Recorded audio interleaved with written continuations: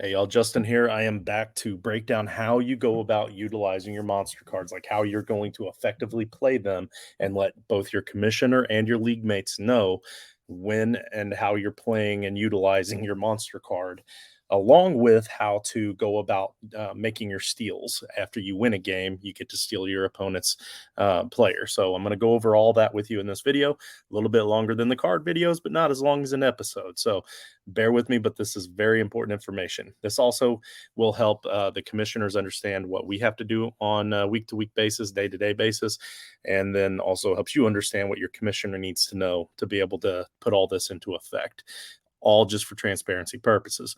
So I'm going to go ahead and share my screen here, and I'm going to go into this. Actually, you know what? Let me make this solid layout here, make this as large as possible for you. Okay.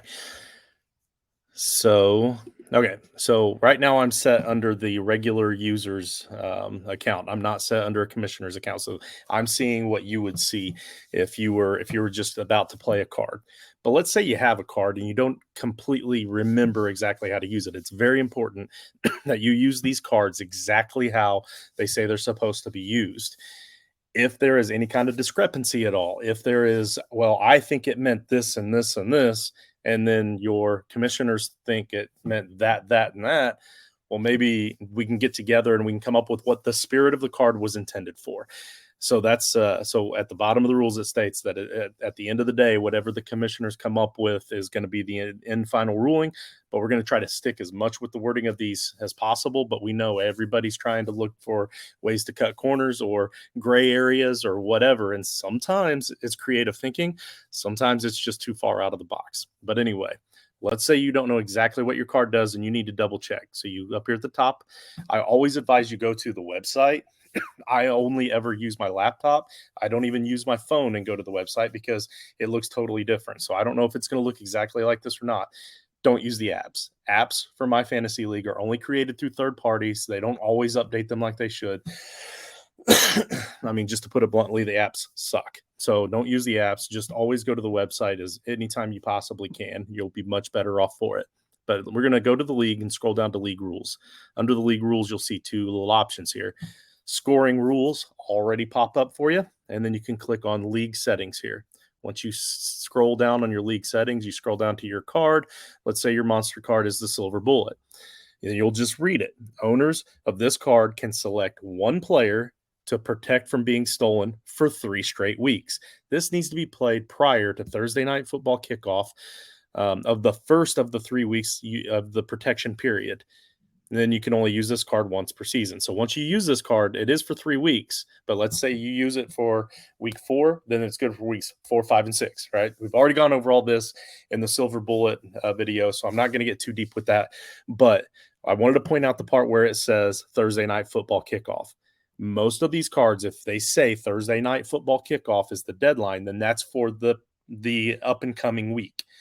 If it says by Tuesday at a certain time, then it's for the previous week, unless it states otherwise. Like, for instance, down here, the Leprechaun card, it says it has to be played on Tuesday nights. But then if you keep reading, it says it will be your bonus for the week's games coming up. So we play it on Tuesday night because it's an interactive card with the Tuesday night show, but it's effective for that next week's games. So most Tuesday cards are for the previous weeks. Thursdays are for the upcoming, but make sure you read that fine print. Now, back to the Silver Bullet here. Let's say we're going into week 4 and it's time to use the Silver Bullet. Okay. What you have to do is you'll have to go up to the top, go to social, and scroll down to message board. In that message board, okay, I am in the I don't even know what division I'm in anymore. I'm in the bidet. I'm in the bidet of Frankenstank. So I'm going to go to the bidet of Frankenstank division. No, I'm not in the bidet. Anyway, let's say I am. I'm in the bidet of Frankenstank. Playable cards thread. Okay. We will change these. These should all say the week 1 playable cards now that I'm thinking about it. So for week 2, we're going to make a new one that says week 2 playable card thread and week 2 stolen player thread. You can see my cursor here. But let's say that says week 1 playable card thread, or week 3. We're going to pretend like we're in week 3, and that's when I'm ready to use Silver Bullet. Well, playable card thread, and then you're just going to simply hit reply, and you're going to type in your reply. And we can see who's typing this in, so we know who it is. But I would always still highly suggest that you type it in. So I'm going to type in exactly what I want here. Justin's Jigsaw of Judgment chooses to protect Pat Mahomes for the next 3 weeks with the Silver Bullet card. And then I would just post that. I'm not going to post it because I don't want it to come up on the thread. But this, like I said, it says Justin's Jigsaw of Judgment chooses to protect Pat Mahomes for the next 3 weeks with the Silver Bullet card. So it's exactly what it says. Now, if this comes up on the week 3 thread, then we know Pat Mahomes is going to be on your team whether you win or lose for weeks 3, 4, and 5, because you've played it under the week 3 under that in that certain deadline time frame. And that's how it has to be played. Now, then in week 4, there'll be a whole new thread. This won't even be on there, but your commissioner will know. And if your commissioner forgets, you have the record. You have it in there. But if you put it in the wrong thread, let's go back. Let's say that you went to click on the bidet playable card, but you accidentally clicked on the stolen player card thread instead, and you typed it in there. Well, guess what, homie? It ain't going to fly. It's not going to work. All right. And we have to take that stance. You've got to put them in the correct threads. If you put it in the wrong thread, maybe we can make a judgment call. Maybe we can talk about it. But at the end of the day, rules are rules. And if there has to be a judgment, if you put it in the wrong thread, it's on you. Okay. So you only play them in the playable card thread for the week that it says. All of these first ones are week 1. Starting week 2, they'll say week 2 playable card thread, week 2 stolen player thread, and so on. And that's just to help keep it all organized, so we can we don't have a whole huge list on one thread that we're trying to scroll through every single week. Okay, now let's fast forward to stealing players. Okay, now let's say you won your game that week and it's time for you to steal a player, and you can't remember what time the deadline is to steal a player. Well, guess what? We go up here to league rules. We click on the league settings, and we scroll down to where it talks about the vampire style stealing here.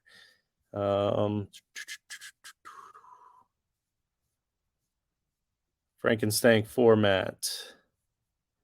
And I'm going to make this easy. I'm going to hit Control F so I can find steal. Okay.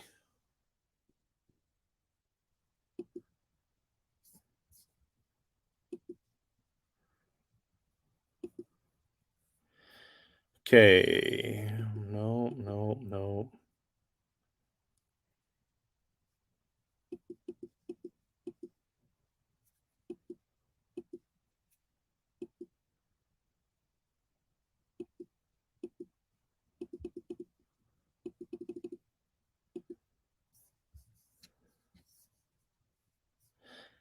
However, the course. Okay. What?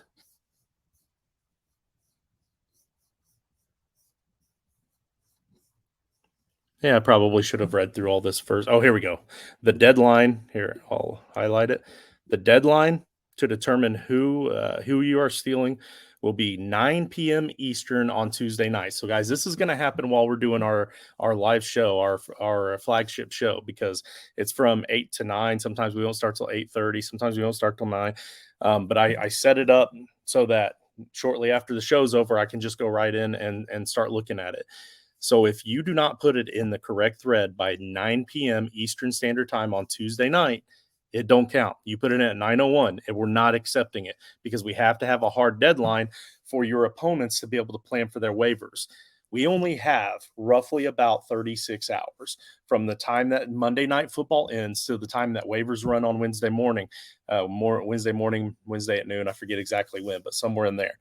We only have about 36 hours for you to determine who you're going to steal and give your opponent time to sit their waivers and give yourself time to set your waivers, because if you steal a quarterback, you're less likely to need that quarterback off of waivers.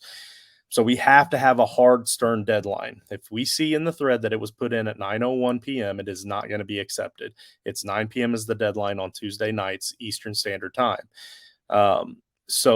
Also, you'll notice up here on the stealing, it says that you cannot steal any more than what is equal to a starting lineup. Okay, so what that means is, as you're stealing players, we're going to keep a running tracker on a totally separate thread that we're going to update every week, that it shows who exactly you've stolen and at what position that you stole them at.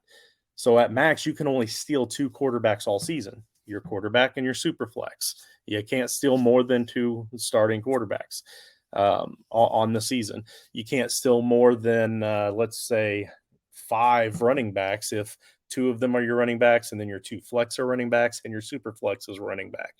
But if that super flex is running back, that means you can only steal 1 quarterback, right? So that's the whole stealing portion of this league, the vampire style aspect. We wanted to have some kind of set limitations. Now, there is a payout for the people that have had at least 1 player stolen at every position, so that's kind of nice. But you also don't want to be that guy that has 1 player stolen at every position. Anyhow, so let's say it's time for you to plant who you're going to steal. So we're going to go back up to social, go down to the message board, and now we're going to say I am in the bidet and stolen player thread. So I'd click on the week 1 stolen player thread. Here's a breakdown. Coach was nice enough to give you an entire breakdown here of how you're going to go about stealing your players, and it even tells you who your commissioner is. This one's me for bidet. That's why I kept thinking earlier that I was in it, because I'm commissioning it, and I've had a lot of chats with them. But anyway, so let's pretend like I'm in the bidet and I'm ready to steal a player. So I would hit reply, okay, and I'm going to type in my team name, Justin's Jigsaw of Judgment is stealing Joe Burrow from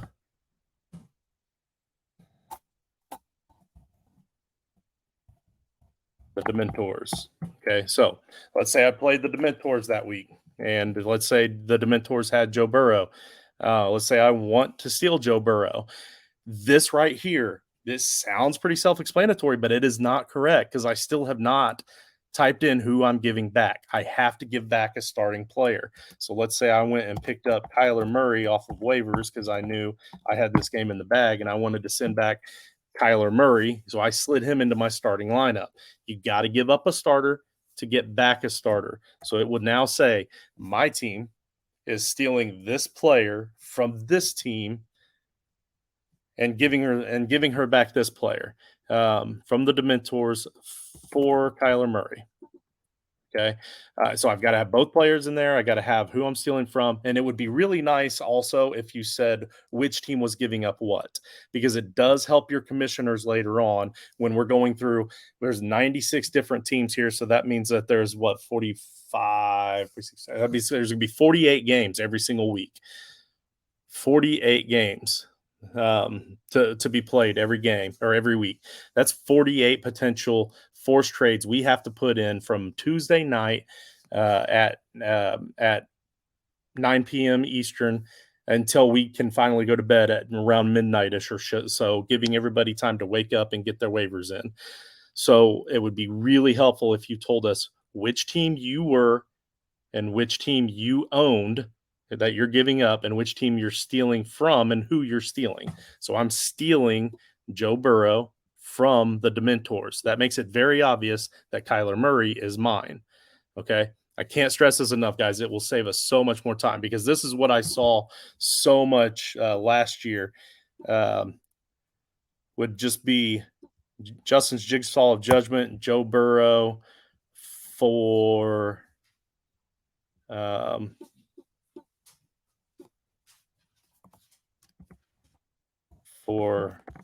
Kyler, or actually, no, even sometimes it would just say for Murray, the Mentors, Oh, it just had all the basic stuff down there. Well, I don't know which one had Burrow. I don't know which one had Murray. I don't know which team won. I don't know which team necessarily typed this in. It does say on the post if I wanted to go back to see who posted this comment, but that's a lot of back and forth, and it just please be specific on who is who and who's stealing what. All right. And then you, of course, you would just hit post and submit that. So I think that's it. So if you guys have any other questions, you know how to get a hold of us. All of us, especially myself, John, Chris, Rich, whoever your commissioner is. I don't remember who the other commissioners are, but we have a lot of leagues, a lot of divisions, a lot of commissioners. Reach out to us if you have any specific questions about all these. But this is a very important video because it's very important that you get those in exactly how you're supposed to get them in. But thanks for watching, and good luck with the Frank, y'all.